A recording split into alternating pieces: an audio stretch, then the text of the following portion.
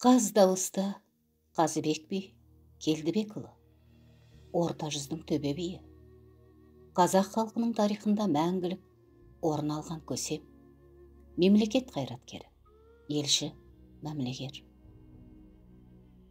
Белгі мысық деген әулие атанған қожа Келдібек биге кітап ашып, нәмә көтеріп, екі бетті толған мен, бір аяғы ақсақ қызды ал, сонда тұқым жырағатыңның құтты да, сүтті де аруақты, бақты ханға бергісіз би де туады деген соң, 40-тан асқанша үйленбей жүріпті.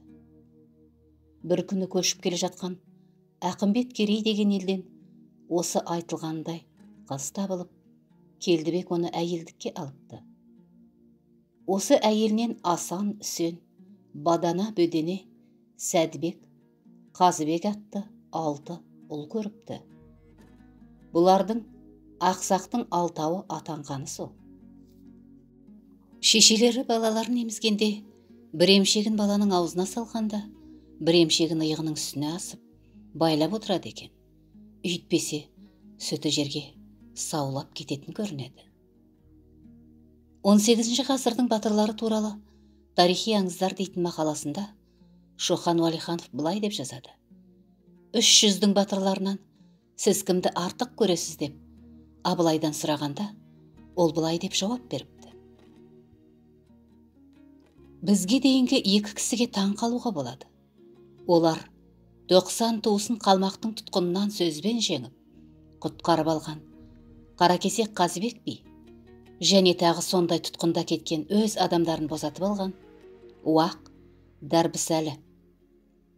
Қазыбек би Жоңғар ханына өзі барып босатты, ал Дәрбісәлі ауылында отырып, қорқытып босатып алды.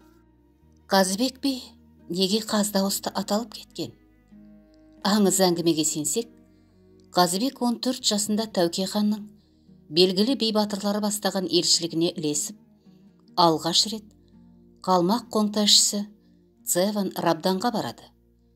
Қылышынан қан тамған қаһарлы қалмақ ханның алдында қазақ билері жасқаншақтық танытып, күмілжіңкіреп қалған сәтте, жасөспірім Қазыбек дат тақсыр деп жұлқынып алға шығады да. Қазақ деген мал баққан елміз, ешкімге соқтықпай, жай жатқан елміз, елімізден құт береке қашпасын деп, жеріміздің шетін жау баспасын деп, найзасына жылқының қылын таққан елміз. Дұшпан басынбаған елміз, басымыздан сөз асырмаған елміз. Досымызды сақтай білген елміз, дәм тұзын ақтай білген елміз. Атадан ұл туса, құл боламын деп тумайды, анадан қыз туса, күң боламын деп тумайды. Ұл мен қызын тұтқында қалдырып, тыныш отыра алмайтын елміз деп. Бастаған Қазыбек би одан ары тақпақтата кетеді. Сен темір болсаң, біз көмірміз, еріткелі келгенбіз. Қазақ қалмақ баласын теліткелі келгенбіз. Танымайтын жат елге танысқалы келгенбіз. Танысуға келмесең, шабысқалы келгенбіз. Сен қабылан болсаң, мен арыстан алысқалы келгенбіз. Жаңа үйреткен жас тұлпар жарысқалы келгенбіз.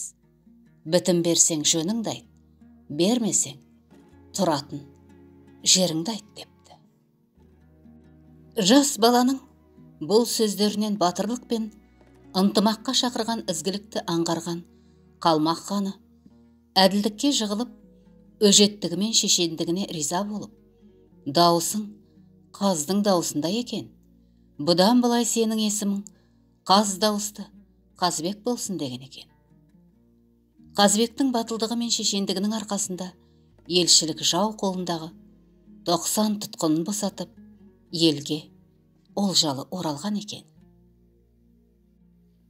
Бірде 300-дің билері бас қосып, ақылдасатын бір мәселеде Төле би: «Уа әлеует, осы аттың күші қай жерінде?» дейді.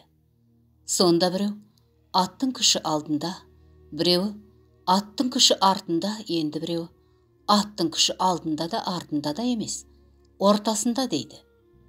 Төле ортасында дегенге қарап, аттың күші ортасында болатын себебі қалай дейді. Басы басшы, арты қосшы, астында 4 тіреуі бар, ортасы арқалық емес пе дейді соңғы айтушы.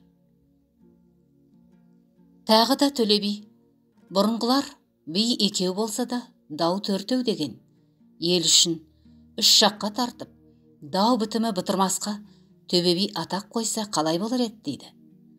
Оған қауым дұрыс дейді. Бірақ Төбе билікке талас болды. Ұлы жүз біз боламыз, өйткені жасымыз үлкен ағамыз.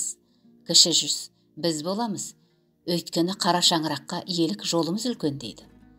Сонда манағы аттың күші ортасында деген жігіт тұрып, аға төреші болмайды, алдында қаймығары жоқ, іні төреші болмайды, артында қайырлары жоқ.